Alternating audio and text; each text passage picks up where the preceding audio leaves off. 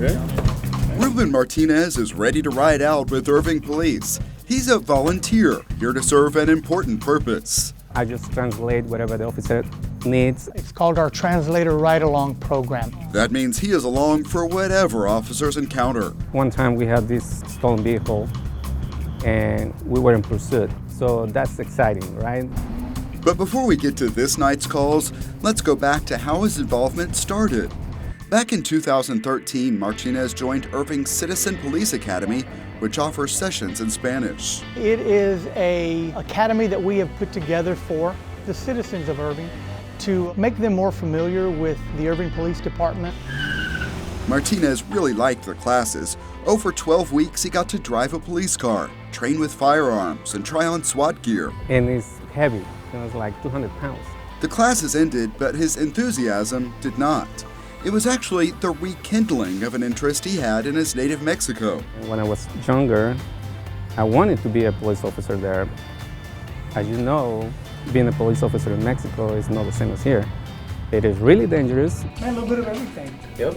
Here in Irving, he feels a lot safer.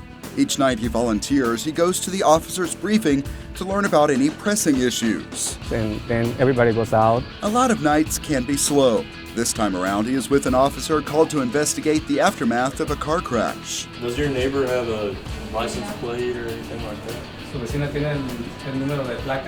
Not all our officers are fluent or bilingual, so these translators really are a big service to us because they bridge that gap between the officer and the victim at a crime scene. Martinez enjoys helping officers, but also the way he can help his fellow Spanish speakers. He sees the difference it can make. They really feel relaxed when they see me and they can talk to me at the same time as the officer.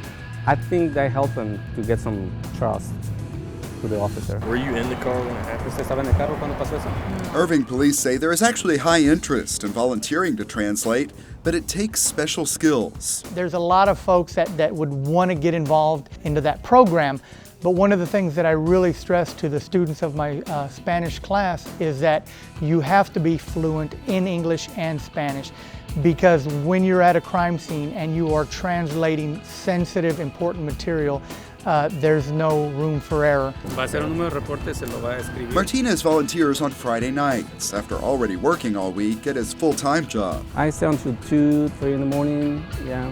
No, depends. I stay until 7 sometimes. For him, even the slow nights are interesting. Every time that they use a different code, I'm like, what was that? And he is happy to make a difference in the diverse city he calls home. There's a lot of people that they really don't speak any English, and that's when my help is much appreciated.